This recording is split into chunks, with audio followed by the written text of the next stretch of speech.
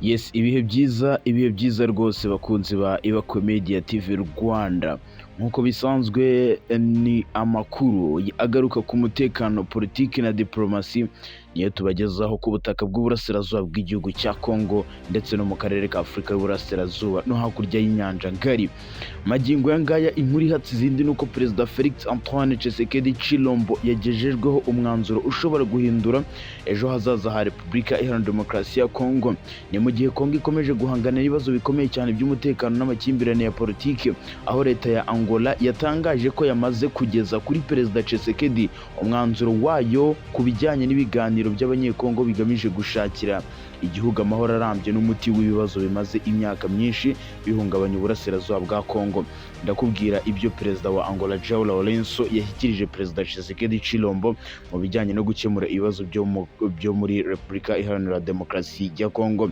Ndaza gufungura indi paze nkubwire ko umuhuzabikorwa wungirije wa AFCM 23 Bertrand Bisimwa yatanze umuburo ukomeye cyane ku bahuza mpuzamahanga no kuri leta ya Kongo mu gihe ibisasu bikomeje kuvuza ubuhuha mu bice byo muri Kivu y'Amajyepfo n'iy'Amajyaruguru.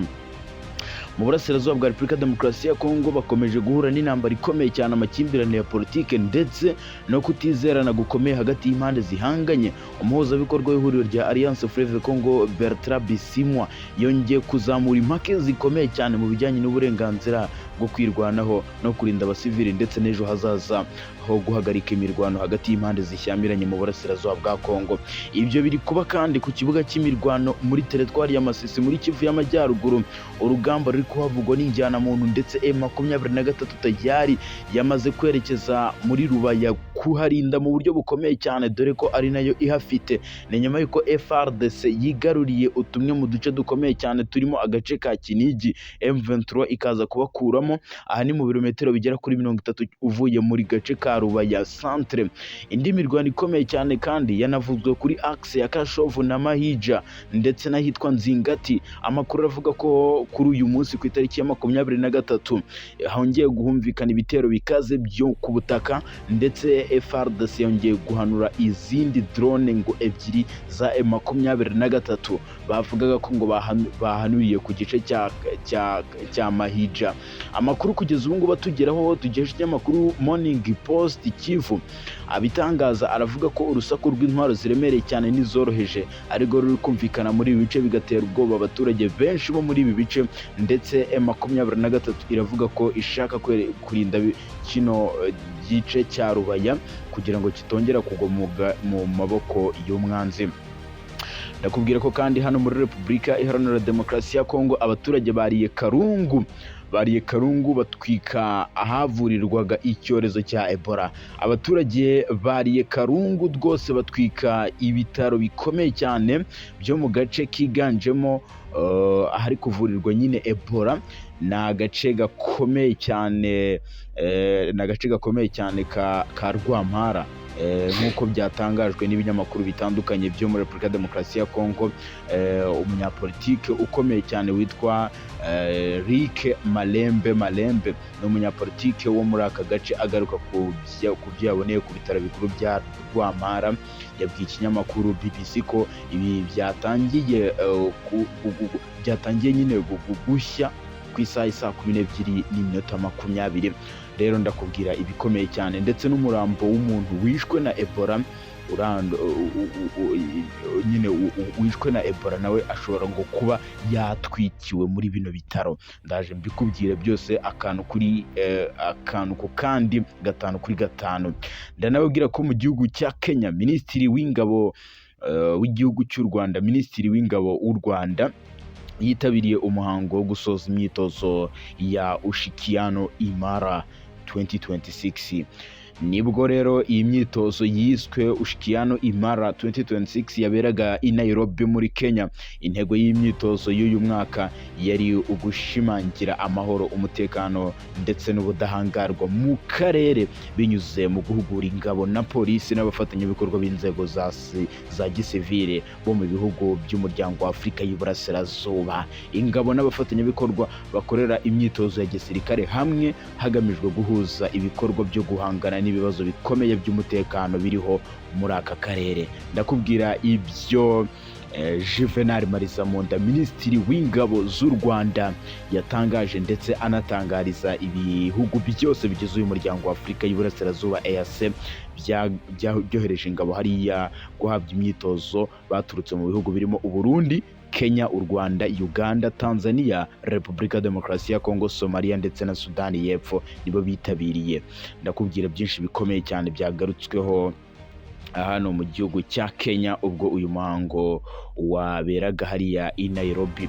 Ndaza no kukubwira ko igihugu cya Iran cyongeye kuvuga ko kigiye kurasa bikomeye cyane igihugu cya Israel, mu gihe Israel nayo ivuga ko ishaka ko umuhoro wa Hormuz wongera gufungurwa. Amato yari yarafatiwe neza muri uyu muhoro wa Hormuz uko akongera gufungurwa nyine agakora ingendo zayo 5/5. Reka ibyo byose byinjiremo ubundi mbabwire akantu ku kandi.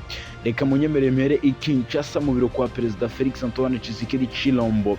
Perezida Tshisekedi yagejejweho umwanzuro ushobora guhindura ejo hazaza ha Kongo, mu gihe Repubulika Demokarasi ya Kongo ikomeje guhangana n'ibibazo bikomeye cyane by'umutekano n'amakimbirane ya politike.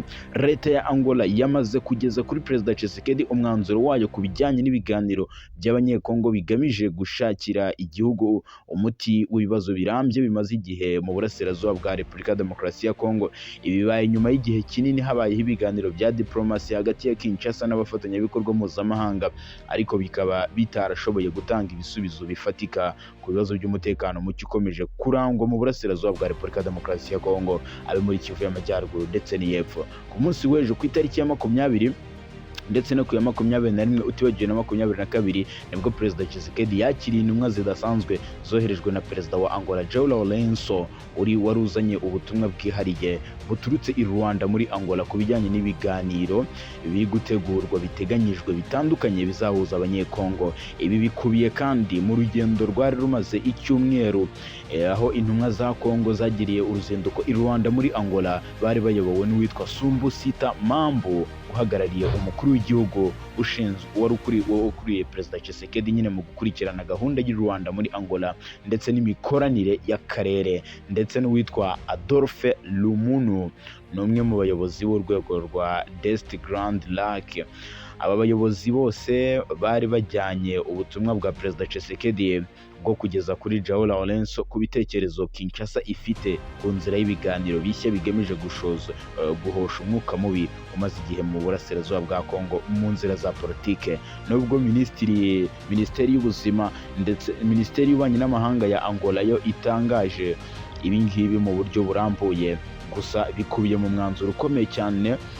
Angola yo yavuze ko ikomeje gushyigikira umubano mwiza n'ubufatanye hagati ya Kongo ndetse n'iki gihugu, ndetse ko yifuza no kubona ibibazo by'abanyekongo bikemuka binyuze mu nzira z'amahoro n'ibiganiro byuzuye kandi bihuza iyi mpande zose.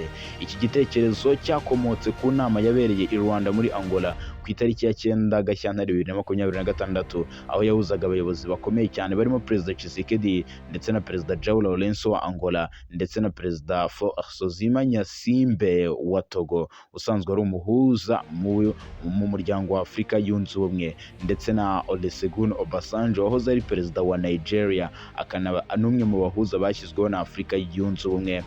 Muri iyo nama Angola yahawe inshingano zo kuganiriza impande zombi z'abanyekongo mu burasirazuba bwa Kongo kugira ngo hategurwe uburyo habaho ibiganiro byuzuye kandi birimo buri wese. Nyuma y'iyi nama Angola yakoze inyandiko ebyiri zikomeye zirimo umushinga w'inzira y'ibiganiro mpuzamahanga by'abanyekongo bose byiswe Feuille de route ndetse n'inyandiko igena uburyo ibiganiro bizakorwa byiswe Cadre de référence.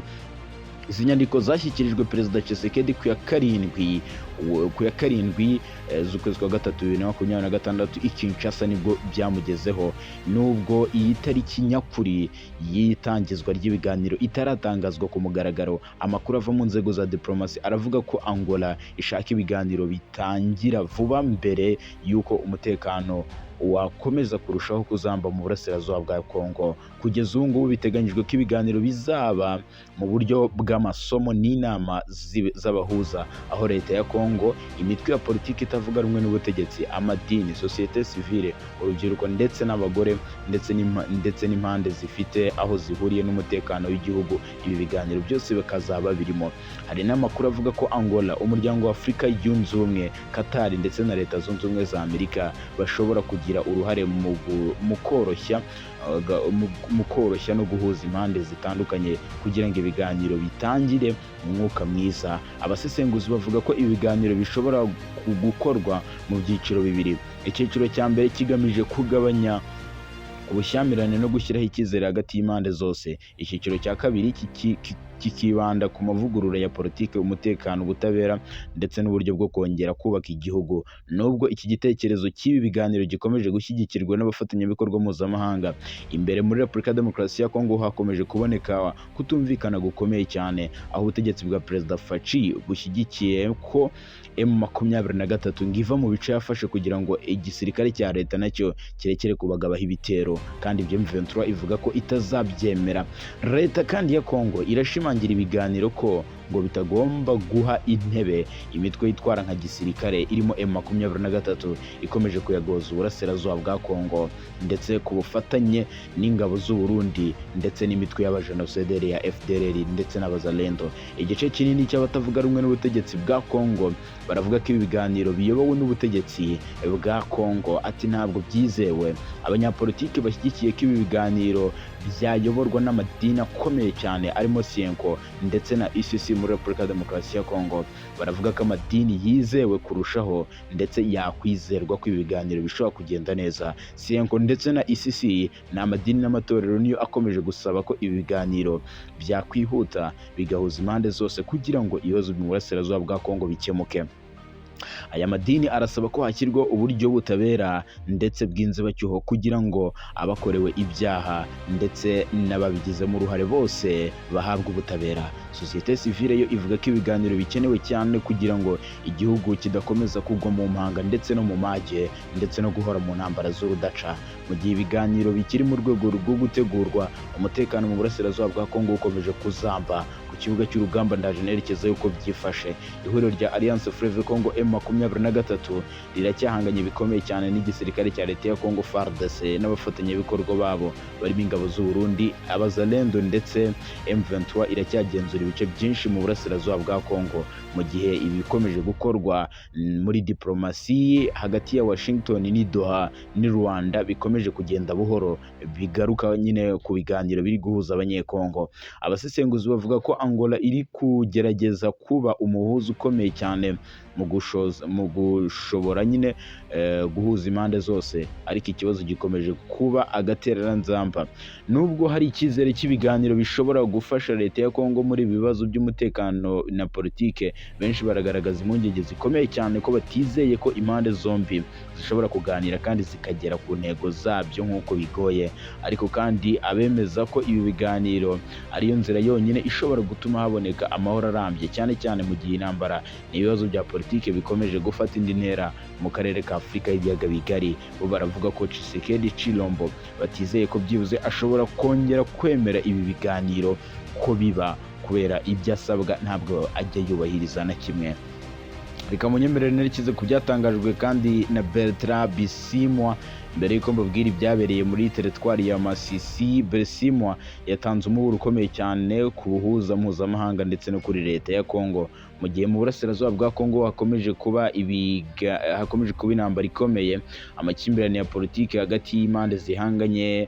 Kugeza ubu biravugwa ko mu butumwa bwakurikiye ubwo Bertrand Bisimwa yatanze nuko bavuga ko M23 idashaka ko habaho ihindurwa ry'itegeko nshinga ku butegetsi bwa Perezida Tshisekedi.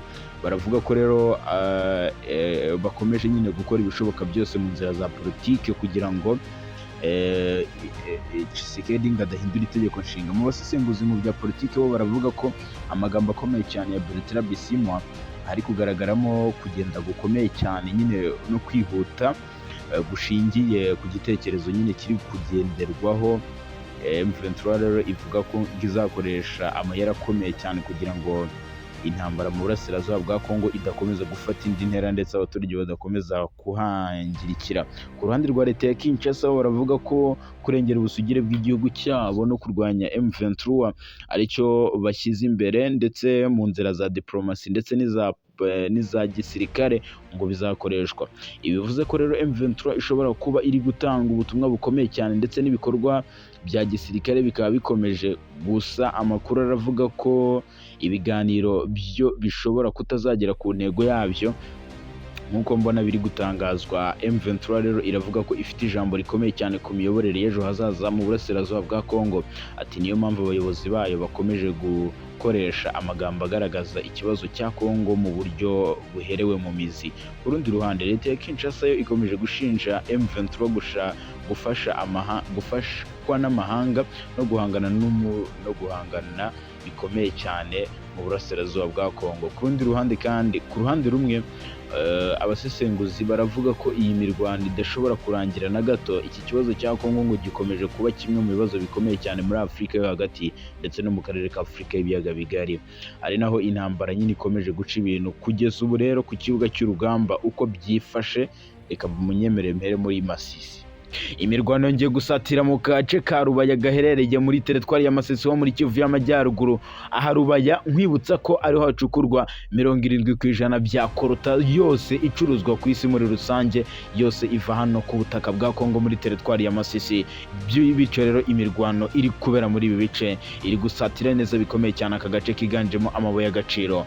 Kuwa gatanu ku itariki 22 Gicurasi ku munsi w'ejo nibwo imirwano yakajije umurego ndetse yongera gutangira hagati y'ingabo za leta ya Kongo bashyigikiwe n'inyeshyamba z'abazalendo barwana na M23 muri groupement zitandukanye muri teritwari ya Masisi. Ni imirwano bivugwa ko yatangira yitwa Cugi kuri axe ya Kinigi ku musozi muremure wa Kinigi Kavuta muri groupement ya Kibabi, byibura mu birometero bigera kuri 30 uvuye muri Rubaya.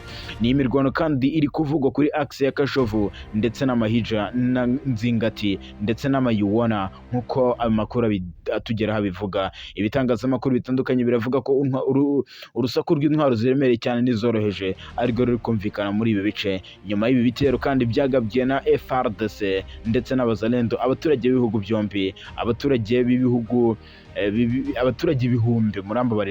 ibihumbi n'ibihumbi bahitanywe n'ibi bisasu, ndetse amakuru aravuga ko inzu zabo zatwitswe, imiryango myinshi yarahunze yerekeza byibuze hari ituze, dore ko urugamba ruri kubera muri no teritwari ya Masisi rushobora kuba rwafata indi ntera mu gihe cya vuba, kuko n'ubundi Lieutenant General Pacifique Masunzu uyu ni umuyobozi w'urugamba ku ruhande rw'ingabo za leta rwa Sokola ya mbere ndetse n'iya kabiri, yavuze ko agiye kohereza izindi ndege za Sukhoi 25 zikaza kurasa ibisasu bikomeye cyane muri ibice byo mu Masisi ndetse no mu bice byo muri Walikale. M23 ni nyuma kandi ko yari imaze gufata agace ka Kinigi ndetse n'agace ka Kaniro. FARDC isigara igenzura Katoyi centre gusa. Amakuru aturuka muri ibice nk'uko bitangazwa n'imiryango itegamiye kuri leta aravuga ko byibuze guhera ku mugoroba kuwa kane aribwo abarwanyi ba M23 bagenzuraga agace kitwa Kakasake ndetse na Kinigi.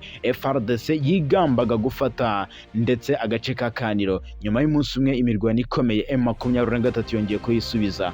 Ku ruhande rumwe kandi biravugwa ko FARDC n'abafatanyabikorwa babo biganjemo abazalendo bigarura agace ka Katoyi centre ndetse n'umudugudu hakikije Waluke ndetse na Kasenyi. Ibi bibaharurira amayira yo kuba bari kureba mu birometero bigera kuri 30 byonyine werekeza Rubaya. Nyuma y'iki gitero cya gisirikare abaturage babarirwa mu bihumbi n'ibihumbi bahunze, ariko benshi imirwano yabereye muri axe zitandukanye yatumye bakuka imitima, bavuga ko nubwo bahunze gusa batazi neza iby'uru rugamba ndetse batarusobanukiwe neza, dore ko n'urugamba ruri kubera muri Kivu y'Epfo narwo ruri guteza ubwoba bukomeye cyane, ndetse iyi Kivu y'Amajyaruguru n'Iyepfo ngo bishobora kuba bigiye kuba umuyonga mu gihe cya vuba kubera urugamba ruri kuhabera. Ndetse imirwano ikomeye cyane iri kubera muri Masisi yanateje umwiryane ukomeye cyane mu basirikare, kuko ntago bari gukonektana neza ku rugamba, ndetse amakuru aravuga ko ibyombo byabo ngo M23 yamaze gukuraho sinyare. Ibi iri kugaragaza nyine ubukana bw'iyi mirwano iri kubera ku butaka bw'uburasirazuba bw'igihugu cya Kongo. Reka munyemerere nerekeze Ilaba mu gihugu cya Morocco. Minisitiri w'Ububanyi n'Amahanga n'Ubutwererane w'u Rwanda Ambasaderi Olivier Nduhungirehe yajyaniye Mohamed wa kane ubutumwa bwa Perezida Paul Kagame. Minisitiri w'Ububanyi n'Amahanga n'Ubutwererane w'u Rwanda Ambasaderi Olivier Nduhungirehe yajyanye Rabat muri Maroc ubutumwa bwa Perezida wa Repubulika y'u Rwanda Paul Kagame yageneye umwami wa Maroc. Nduhungirehe ari muri iki gihugu cya Maroc mu majyaruguru ya Afurika, aho yitabiriye inama ya kabiri y'abaminisitiri y'ibikorwa byo kubungabunga amahoro mu bihugu bikoresha Igifaransa, aho kuwa kane ku itariki 21 Gicurasi yahahuriye i Rabat muri Maroc na mugenzi wa Maroc yitwa Nasser Bouriti. Minisitiri Nduhungirehe yatangaje ko ibiganiro byabo byombi byibanze ku mubano ukomeye cyane usanzwe hagati y'u Rwanda na Maroc, bashima ubushuti n'icyizere biranga Perezida Paul Kagame n'umwami wa kane wa Maroc, banashimira ubushake bwo gukomeza guteza imbere ubufatanye hagati y'ibihugu byombi. Abakuru ba diplomasi bombi kandi bagaragaje ko umubano wa Kigali na Rabat ukomeje gutera imbere cyane cyane mu nzego zirimo umutekano, amahugurwa n'iterambere rirambye, ndetse banarebera hamwe uburyo bwo kwagura no mu zindi nzego z'ingenzi. Minisitiri Nduhungirehe yavuze ko ibiganiro byabo byanagarutse ku bibazo byo mu rwego rw'akarere ndetse n'isi bifitiye inyungu ibihugu byombi. Urubuga rwa Maroc World News nirwo rwasubiyemo rugira ruti twaganiriye ku mubano hagati y'ibihugu byacu byombi mu buryo bwo gushimangira binyuze mu nama y'ibikorwa bya diplomasi mu mezi ari imbere. Ati tuzanaganira ku bibazo byo ku rwego rw'akarere n'isi muri rusange, ariko tuzaganira ibyiganje mu byateza imbere ibihugu byombi. Akomeza avuga ko Perezida wa Repubulika y'u Rwanda Paul Kagame ndetse n'umwami wa Maroc bafite ubushake buhamye cyane byo gukomeza guteza inyungu muri Afurika ndetse no ku mugabane wa Afurika muri rusange. Maroc n'u Rwanda bisanzwe bifitanye umubano umaze imyaka myinshi, gusa warushijeho gukomera nyuma y'uruzinduko rw'amateka umwami Mohamed wa Maroc yagiriye i Kigali muri 2016. Uruzinduko rwabaye intangiriro y'ubufatanye bwagutse hagati y'ibihugu byombi. Ibi byanakomeje kuba intandaro yo gukorana mu nzego zirimo ubuhinzi, ubucuruzi, diplomasi ndetse no gushakira hamwe ibisubizo by'ibibazo bya Afurika bibangamiye uyu mugabane. Perezida Paul Kagame nawe aheruka kugirira uruzinduko muri Maroc muri Kamena 2016, aho yaganiriye na Mohamed wa kane wa Maroc ndetse anamubwira amagambo akomeye cyane y'ubufatanye hagati y'ibihugu byombi, aho yanamuhaye umudari w'icyubahiro wo ku rwego rwo hejuru muri icyo gihugu uzwi nka Grand Collar of Winsam Al Mohamed. Kugeza ubu rero igihugu cy'u Rwanda na Maroc ni ibihugu bibanye neza by'ibishuti. U Rwanda kandi nkiri ku makuru afitanye ahuriye n'u Rwanda, u Rwanda rwamaze gutangaza ko rwamaze gufunga umupaka, ariko iyo si inkuru kuko u Rwanda rumaze iminsi rubitangaje, ariko rwasohoye irindi tangazo rikomeye ruvuga ko nta munyamahanga wemerewe kwinjira ku butaka bw'u Rwanda avuye ku butaka bwa Repubulika Demokarasi ya Kongo. Leta y'u Rwanda yatangaje ko yashyizeho ingamba zikomeye cyane zo kurinda icyorezo cya Ebola gikomeje kugaragara muri Repubulika ya Demokarasi ya Kongo, zirimo kubuza abanyamahanga bamwe kwinjira ku butaka bw'u Rwanda. Ibi byatangajwe na Minisiteri y'Ubuzima ku itariki 22, aho yasobanuye ko nta murwayi wa Ebola uraboneka ku butaka bw'u Rwanda, ariko hakomeje kugenzurwa uburyo bwo gukumira iki cyorezo mbere y'uko cyinjira mu gihugu cy'u Rwanda, nk'uko byatangajwe n'abanyamahanga bose bagiye muri Repubulika Demokarasi ya Kongo cyangwa banyuze mu minsi 30 ishize mbere yo kugera mu Rwanda ntibazamererwa kwinjira mu gihugu. Minisiteri y'Ubuzima ivuga ko iki cyemezo kigamije kurinda ubuzima bw'abaturage no kongera ubushobozi bw'igihugu no gukumira no gutahura hakiri kare indwara z'ibyorezo. Ku rundi ruhande, abanyamahanga ndetse n'abanyarwanda bafite ibyangombwa bemerera gutura mu Rwanda bo bazakomeza kwakirwa, ariko abazaba bavuye muri Kongo cyangwa banyuze bazajya bashyirwa mu kato nk'uko biteganywa n'amabwiriza y'ubuzima. Itangazo rikomeza rivuga ko ibikorwa byose bikomeje nk'ibisanzwe hirya no hino mu gihugu, harimo ubucuruzi, ubukerarugendo, inama n'ingendo ndetse no mu gihugu imbere. Ibi bishimangira ko igihugu gifite umutekano ndetse cyiteguye guhangana n'ingaruka zose z'iki cyorezo cya Ebola. Abaturage bo basabwe gukomeza kugira isuku no gukurikiza amabwiriza atangwa n'inzego z'ubuzima, mu gihe abafite amakuru cyangwa ibimenyetso bikekwa ko basabwe guhangana na nimero za RBC, guhamagara nimero za RBC zirimo 114 cyangwa 912 bizabafasha kumenya neza amakuru ndetse n'uburyo bakwirinda iki cyorezo cya Ebola.